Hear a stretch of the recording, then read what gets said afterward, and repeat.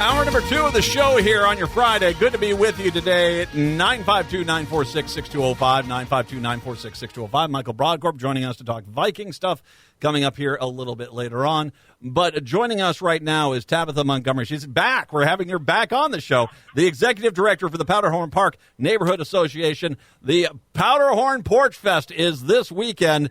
Saturday, September 21st from 4 to 10 p.m. She's kind enough to stop on by to talk about all the fun we're going to be having down in Powderhorn this weekend. Hi there. How are you doing today there, Tabitha? I'm great, Matt. How are you? I'm doing well. Now, the last time I chatted with you, you were running around trying to get a whole bunch of stuff done. I imagine you're in the same boat now because tomorrow is a busy day. Turns out not much changes, so you're exactly right. But we're super excited for the 12th annual Powderhorn Porchfest. It's a music festival that centers and highlights amazing local talent and brings thousands of people together in the streets of on the block of 17th Avenue in South Minneapolis. So it started a while back. Why don't you just start off by describing what's going to happen tomorrow? Yeah, absolutely.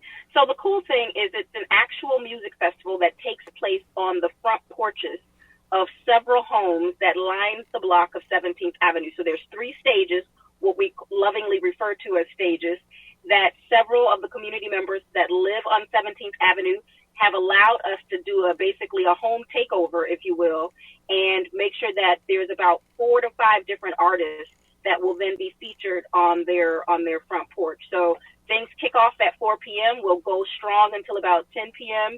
There's an amazing assortment of food vendors that we partner with, other community partners, et cetera. But it's an amazing time. And it's on 17th Avenue South between, what are the streets it's between? Excellent. So it's between 32nd Street and 34th Street. So 2 full city blocks. So that is actually pretty cool. You guys are doing this, Yeah. And it's been going on for a while. Is there, is it a wide variety of music? Is it a special kind? How many different bands different genres you have here?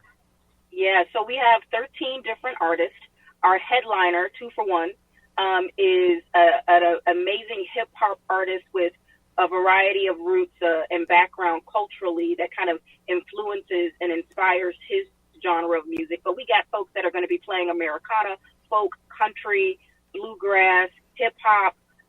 It just runs the gamut. And because it's so eclectic is what we would say, and just has an amazing assortment of artists that should resonate with so many different people, it's because we partner with other local artists to be the curators. So it's not us picking the bands.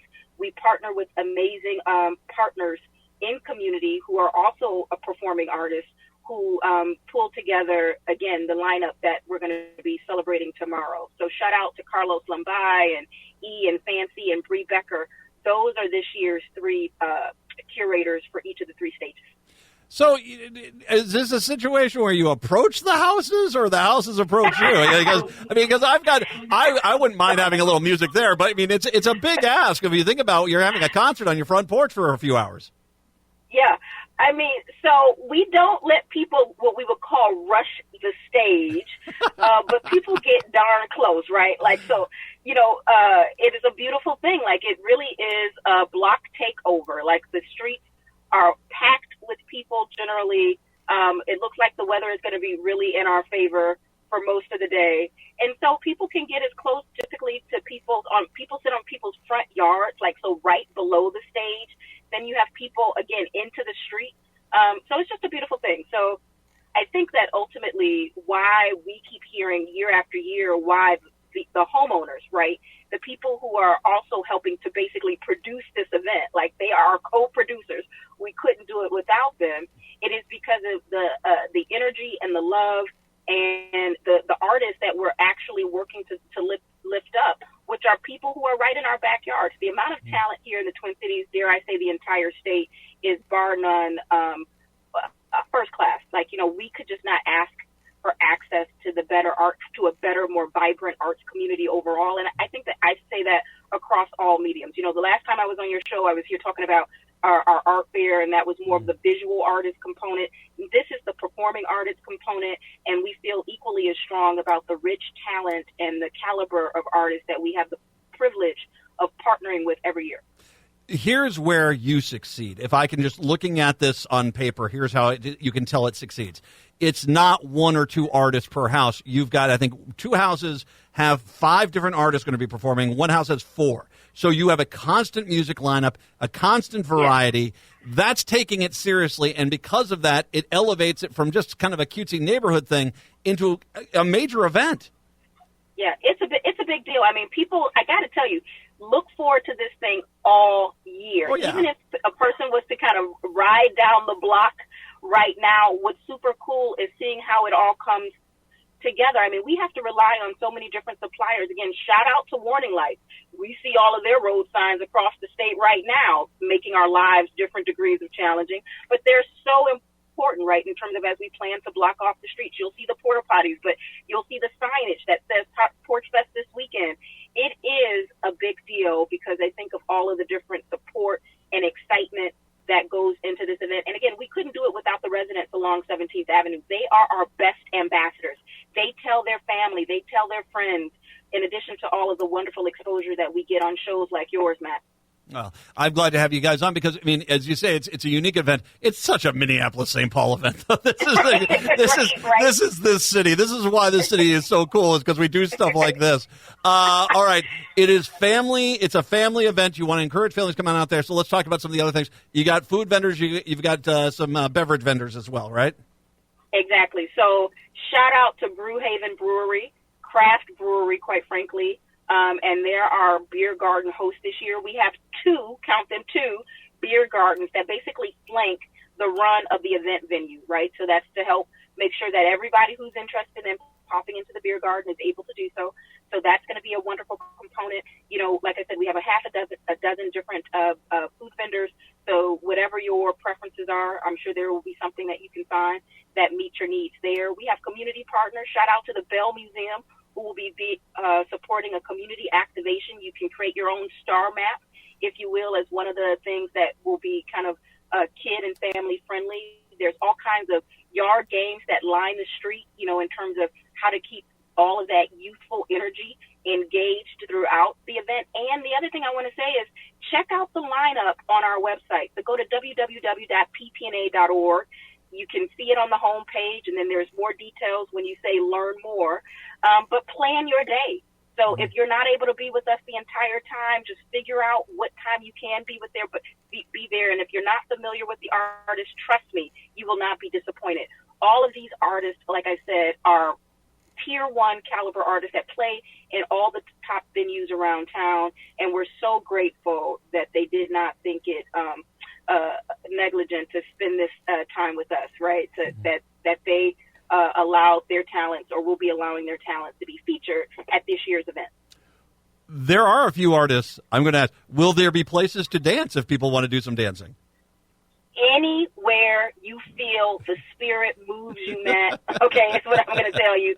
Wherever you're standing, in the grass, on the sidewalk, in the street, make your own dance floor is what we encourage you. Coming out of the porta potties, if you're feeling it, do it. We got DJ Buster holding us down from another local radio station, KRSM, so we're forever grateful that they will be also a part of the event. You know, it's just a magical day into evening that we have been so fortunate that is always received well, and it's the harmony there, the connections that you make. I mean, it's almost like certainly for folks who live in South Minneapolis, if you can't really take two steps without seeing a familiar face and catching up with longtime friends and people in community. We have elected leaders that typically swing by and say hello. It is just an amazing opportunity to demonstrate, really on steroids, the meaning of community building, right? And community building through the arts, a feel-good moment for everybody.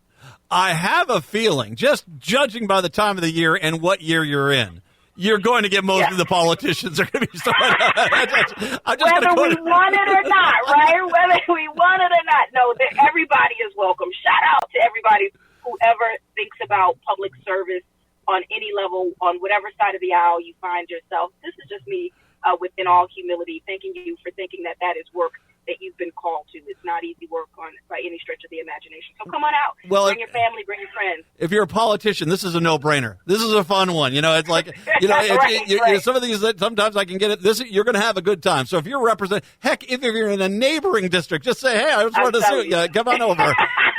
Exactly. They'll let you campaign a little bit. I want to ask you a little bit about, too. I'm going to imagine, okay, so you have 3 houses where you got stages set up.